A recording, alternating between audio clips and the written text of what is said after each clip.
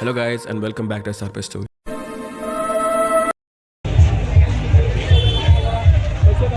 करना नहीं है ना दवाई थे। हाँ भाई यही दवा कर चलिए यार जहाँ पे मैं आपके साथ हुए हॉरर या फिर क्रीपी इंसिडेंट सुनाता हूँ। तो अगर आपको भी अपनी स्टोरीज कभी मुझे सबमिट करनी है तो मैं नीचे डिस्क्रिप्शन में एक जीमेल आईडी दी है जहाँ पे आप ये फॉर्मेट यूज करके अपनी स्टोरीज मुझे भेज सकते हैं। Before this video begins guys, अगर तुम लोग को हॉरर स्टोरी सुनना सच में पसंद है and if you want to watch something on the background, तो मैंने अब फाइनली अपने चैनल पे सारी हॉरर स्टोरीज की एक प्लेलिस्ट बना दी है जहाँ पे आप ये सारी की सारी स्टोरीज एक सीक्वेंस में सुन सकते हैं। And other than that also मेरे पे सीरीज की भी प्लेलिस्ट है अब, तो अगर तुम लोगों ने कभी मिस कर दिया होगा तो मेरे पे मेरी पुरानी वाली सीरीज जो मैंने बनाई थी उनकी प्लेलिस्ट भी है। सो अगर तुम्हें कुछ थोड़ा सा अलग सुनना है हॉरर स्टोरी से तो आप उनको जाके सुन सकते हैं या फिर तुम लोग हॉरर स्टोरी की प्लेलिस्ट भी देख सकते हो। But now let's come to today story जो कि बहुत ज्यादा इंटरेस्टिंग है and it comes to us from Goa. ये वाली हॉरर स्टोरी मुझे जिसने भेजी थी उसने अपना नाम चेंज करने के लिए बोला है एंड आई काइंड अंडरस्टैंड कि उसने ऐसा क्यों कहा था, क्योंकि ये उनके परिवार के बारे में है। एंड इस स्टोरी में उनका नाम है अनन्या और अनन्या की शादी आदित्य से होने वाली थी। It was a office romance जो कि बहुत ही ज्यादा प्यार से और बहुत ही ज्यादा केयर से उनकी शादी में तब्दील हो गया था। लेकिन जिस चर्च में उनकी शादी होने वाली थी वहां पे अनन्या को नहीं पता था कि और भी कोई और एंटिटी रह रही थी उनके साथ, और यही एंटिटी अनन्या का सबसे बड़ा डर बनने वाली थी। मेरा नाम आन्या है और ये कहानी है मेरी शादी की। एक शादी जो मेरे सपनों का सच होने वाली थी, लेकिन वो मेरी जिंदगी की सबसे बड़ी कश्मकश बन गई थी। जो कुछ भी मेरे साथ गोवा के उस छोटे से चर्च में हुआ था उसके बाद मुझे कभी भी शांति नहीं मिली। मैं और आदित्य एक दूसरे को पिछले 4 साल से जानते थे। हमारी लव स्टोरी एक ऑफिस के क्यूबिकल से शुरू हुई थी और एक बीच साइड पर प्रपोजल पर ख़त्म हुई थी। जब आदित्य ने मुझसे शादी के लिए पूछा तो मैंने बिना सोचे हाँ कर दी थी, क्योंकि आदित्य एक परफेक्ट आदमी था मेरे लिए। वो बहुत ही ज़्यादा काइंड था, बहुत ही ज़्यादा हार्ड वर्किंग था, हमेशा अपने काम से काम रखता था और ऑफिस में भी इतनी सारी सुंदर लड़कियां होने के बावजूद वो किसी पे भी लाइन नहीं मारता था। If I am being honest, he was very charming और इसकी ये बात मुझे बहुत ज़्यादा पसंद थी। सब कुछ उसमें परफेक्ट था। हमने डिसाइड किया था कि गोवा के एक कॉलोनियल एरा चर्च में हमारी शादी होगी, सेंट मेरी चर्च। यह एक बहुत पुरानी और बहुत सुंदर जगह थी, exactly like how I dreamed कि जब मेरी शादी होगी तो ऐसी ही किसी जगह में होगी। जब हम वहाँ गए तो हम प्लानिंग करने लगे थे। मैंने हमेशा यही सपना देखा था कि इस जगह में मेरी शादी होगी, लेकिन वहाँ पहुँचकर मुझे वहाँ की वाइब थोड़ी सी अजीब लगी। वो चर्च खुद में एक स्टोरी लगता था मुझे, जैसे हर दीवार के पीछे कोई राज छुपा हो। मैंने आदित्य से इस बारे में बात की, लेकिन उसने हंसकर कहा, अरे ये तुम्हारी ओवर थिंकिंग है अनन्या, ये तो सिर्फ एक चर्च है। मैं उसकी बात तो मान गई थी, लेकिन एक अजीब सी फीलिंग थी जो मुझे इस चर्च के साथ बांध रही थी। And let me tell you this thing, मैं बचपन से ही अंधविश्वास या फिर इन सारी चीज़ों में नहीं मानती हूँ। I am a very practical kind of girl and I always believe in science and facts. लेकिन तब मुझे ये नहीं पता था कि ये फीलिंग मेरी ज़िंदगी को बदलने वाली है। हमारी शादी का दिन आखिर आ ही गया था। चर्च को हमने फूलों और लाइटों से सजा दिया था। There was music playing there and हर कोई खुश था। मेरे सारे फ्रेंड्स वहां आ चुके थे और आदित्य भी एकदम एक्साइटेड लग रहा था। मैंने अपना ब्राइडल गाउन पहना था और चर्च के मिरर में मैं अपने आप को देख रही थी। सब अगेन परफेक्ट था, लेकिन जैसे ही मैंने एक और नज़र मिरर में डाली मुझे लगा कि मेरे पीछे कोई खड़ा है। मैंने तुरंत पलट के देखा, लेकिन वहाँ कोई भी नहीं था। मैंने सोचा कि शायद मेरी आंखें मुझे धोखा दे रही है। And if I am being honest, मैं शादी तक थोड़ा कम खाना खा रही थी वेट लूज करने के लिए। एंड ऐसा पहली बार नहीं हो रहा था दैट आई वाज हेलुसिनेटिंग और आई वाज ओवर थिंकिंग। शादी की शॉपिंग करते टाइम पे भी मुझे बार बार इरिटेशन हो रहा था एंड बार बार मुझे ऐसा लगता था कि जैसे कोई मुझे देख रहा है। So this did not really freak me out, क्योंकि मेरे साथ ये पहले भी हो चुका था। लेकिन वापस मिरर में देखने के बाद मेरी दिल की धड़कनें एकदम से तेज हो गई थी। फिर भी अपने आप को ये दिलासा देकर कि आई एम जस्ट स्टार्विंग, मैंने उस बात को इग्नोर कर दिया। इसके बाद मेरी दोस्त मुझे बुलाने आई और शादी का फंक्शन शुरू हो गया था। सब कुछ स्मूथली ही चल रहा था वहाँ पे and I am so grateful कि आदित्य और उसके फ्रेंड्स सब कुछ अच्छे से मैनेज कर रहे थे। आदित्य मुझे देखकर स्माइल कर रहा था और मुझे ऐसा लग रहा था कि दुनिया की सबसे खुश इंसान मैं ही हूँ। लेकिन जैसे ही हमने वाउस लेना शुरू किया, चर्च के अंदर की लाइट्स फ्लिकर होने लगी थी। सब लोग इधर उधर देखने लगे और मुझे एक बार फिर लगा कि कोई मुझे देख रहा है। और सिर्फ यही नहीं, मुझे ऐसा लगा कि कोई मेरे पीछे खड़ा है। मैंने दोबारा पीछे मुड़कर देखा तो वहाँ बस मेरी दोस्ती थी और उसने मुझसे कहा, क्या हो गया तुझे, पीछे क्यों देख रही है, आगे देख ना। और इस बात पे थोड़ी सी स्माइल देखकर मैं भी वापस मुड़ गई। लेकिन this time I was damn sure that this was not hallucination, क्योंकि मुझे अपनी स्किन पर कुछ फील हुआ था। स्टिल इस बात का ज़्यादा पतंगड़ ना बनाते हुए और आदित्य को फ्रीक आउट ना करते हुए मैंने आगे देखा और अपने वाउस पूरे करे। शादी के बाद हमने एक छोटा सा रिसेप्शन रखा था। मैं एक रूम में अपने गाउन को ठीक कर रही थी जब मैंने फिर से उस मिरर की परछाई में देखा। एंड इस बार मुझे उस मिरर में सब कुछ क्लियरली दिख रहा था। वो परछाई, वो शैडो बिल्कुल क्लियर थी।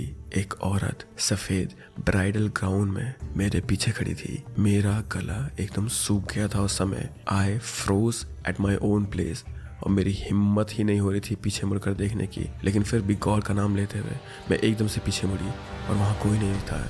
लेकिन अगेन मुझे वो एहसास बार बार हो रहा था जैसे कोई मुझे देख रहा हो। पूरा दिन इस चीज़ के बारे में कॉन्टेम्पलेट करने के बाद मैंने सोचा अब बहुत हुआ और मैं इसे अपने अंदर नहीं रख सकती हूँ। तो मैंने आदित्य को इसके बारे में बता दिया। लेकिन उसने मुझे दोबारा बोला, अनन्या तुम थक गई हो and again you are on a diet. तो इसीलिए शायद से खाने की डेफिशिएंसी की वजह से और शुगर डेफिशिएंसी की वजह से तुम काफ़ी ज़्यादा स्ट्रेस में हो और तुम्हें चीज़ें दिख रही हैं। मैंने भी उसकी हाँ में हाँ मिला दी और अपना सर हिलाते हुए आई अग्रीड विद हिम। लेकिन अंदर से मुझे पता था ये कुछ और ही है। एंड टू बी ऑनेस्ट ये पहली बार ऐसा था जब मुझे आदित्य को देख के लगा कि वो मुझसे कुछ छुपा रहा है। शादी के बाद हम उसी चर्च के पास वाले एक होटल में रुके थे। रात को मुझे नींद नहीं आ रही थी तो मैंने पहले अपनी फ्रेंड को कॉल करा। I think she was sleeping और maybe she was with someone else, क्योंकि उसने मेरा कॉल नहीं उठाया।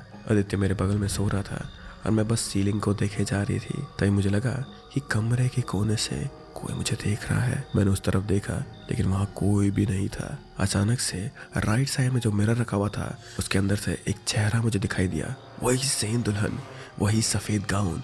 उसकी आंखें लाल थी और उसका चेहरा गुस्से से भरा हुआ था। मैं जोर से चीखी और आदित्य मेरी चीख सुनकर उठ गया। क्या हुआ अनन्या, क्या हुआ? उसने घबराते हुए मुझसे पूछा, वहाँ मिरर में मैंने किसी को देखा। मैंने हाथ से उधर पॉइंट करा लेकिन मिरर एकदम नॉर्मल और खाली था। आदित्य ने मुझे संभाल कर कहा, तुम कुछ ज़्यादा ही नहीं सोच रही हो, रिलैक्स करो यार एंड प्लीज़ मुझे सोने दो। ये लाइन सुनकर मैं आदित्य से काफ़ी नाराज़ हो गई थी। तो फिर मैं मुंह बनाकर नीचे घूरने लगी और आदित्य से मैंने अपना फेस दूर कर दिया था। And I think he realize this thing, इसीलिए वो मुझे मनाने लगा, बेबी प्लीज़, मैं काफ़ी दिन से इस पूरी तैयारियों में लगा हुआ हूँ। तुमने तो देखा ही होगा ना how I handled everything. I did it for us, please मैं बहुत थक गया हूँ, मुझे सोने दो। एंड उसकी हालत और उसकी आंखें देखकर मुझे उस पर दया आ गई।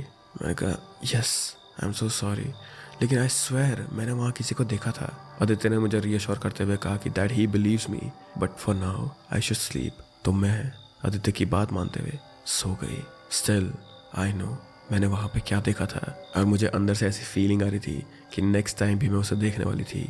बस इस टाइम मुझे प्रूफ चाहिए था। अगली सुबह मैंने होटल के स्टाफ से चर्च के बारे में पूछा। एक वेटर ने धीरे से कहा, मैडम वो चर्च हॉन्टेड है, वहाँ एक दुल्हन की आत्मा रहती है। कहते हैं कि उसका दूल्हा उसे शादी के दिन धोखा देकर भाग गया था और उस दुल्हन ने वहीं चर्च में अपनी जान दे दी थी। मुझे एक झटका लगा। मैंने पूरे दिन इस बारे में सोचा कि क्या वो आत्मा मुझे कुछ बताना चाह रही थी, क्या उसका टारगेट मैं ही थी। उस रात मैंने आदित्य से इस बारे में बात करने की कोशिश की लेकिन उसने मेरा मजाक उड़ा दिया। तुम्हारे दिमाग में इन हॉरर मूवीज ने पूरा कब्जा कर लिया है अनन्या, ऐसी कोई चुड़ैल नहीं होती यार। Come on, you are 21st century girl और इतना पढ़ा लिखा होने के बावजूद भी तुम इन बातों पे बिलीव करती हो। And to be honest I did feel kind of stupid. How can I believe in a ghost, how can I believe in a chudail. मैं उस चीज़ पे कैसे विश्वास कर सकती हूँ जो मैंने मिरर में देखी थी। ये सब कुछ सच नहीं हो सकता, राइट? मैं अपने आप को दिलासा देते हुए कहती रही। लेकिन अगली रात मेरे साथ जो होने वाला था that was gonna change everything. तीसरी रात चीज़ें और भी ज़्यादा डरावनी हो गई थी। आदित्य ने कहा कि उसका मन ठीक नहीं लग रहा है। उसने कहा कि उसे लगता है कि कोई उसके अंदर घुसने की कोशिश कर रहा है। और अब मेरी बारी थी आदित्य का मजाक उड़ाने की। तो मैंने भी जैसे आदित्य ने मेरा मजाक उड़ाया था उसी फैशन में मैंने उसका मजाक उड़ाया and we both laughed it off. उससे आदित्य का मूड तो ठीक हो गया था but that made me feel so much better, क्योंकि आदित्य को खुश देखने में ही मेरी खुशी थी।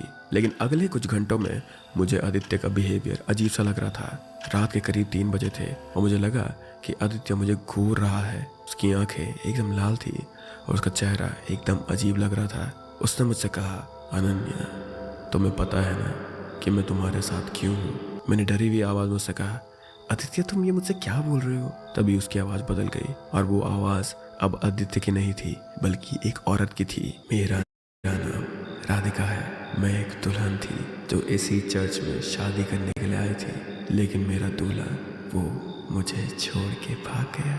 मैं उसका इंतज़ार करती रही कितने दिनों तक, कितने महीनों तक, लेकिन वो कभी वापस नहीं आया। और उस रात मैंने इस चर्च में अपनी ही जान ले ली। मुझे अब सब कुछ समझ आ गया था। आदित्य को किसने पोजेस किया है मैं सब जानती थी। मैंने कहा, तुम मुझसे क्या चाहती हो? मैं तुमसे नहीं, तुम्हारे पति से सब कुछ चाहती हूँ। वो मुझे उस आदमी की याद दिलाता है जिसने मुझे छोड़ा था। इन दोनों की शक्ल बहुत ज़्यादा सेम से मैच करती है। क्या तुम मुझे अपना पति दे सकती हो प्लीज़?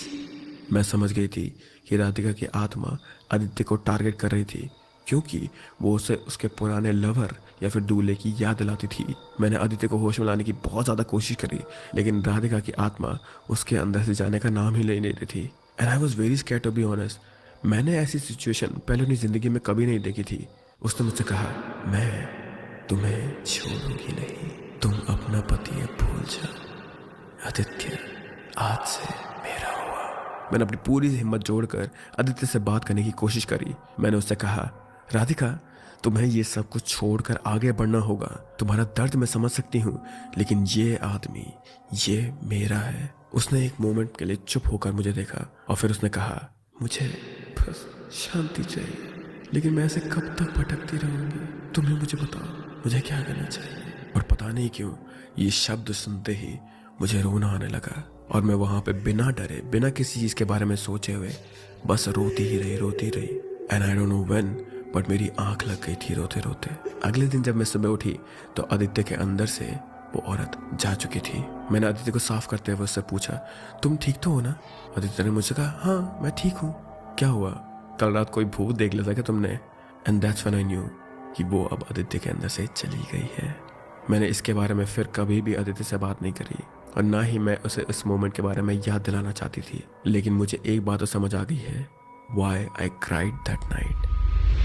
वीडियो शुरू करने से पहले गाइस आप हमें भी सपोर्ट करें और हमारा चैनल को लाइक और सब्सक्राइब जरूर करें। तो शुरू करते हैं। वह हमें देखकर गुर्रा रहा था।